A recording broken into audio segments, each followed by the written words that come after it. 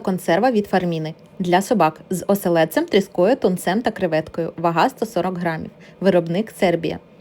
Оселедець 50%. Основний інгредієнт, який має високий вміст білку. Має дуже гарний запах та якісний склад. Лола скуштувала на свій день народження та була задоволена. Давати як додатковий раціон до сухого корму. У наявності як для дорослих, так і для цуценят.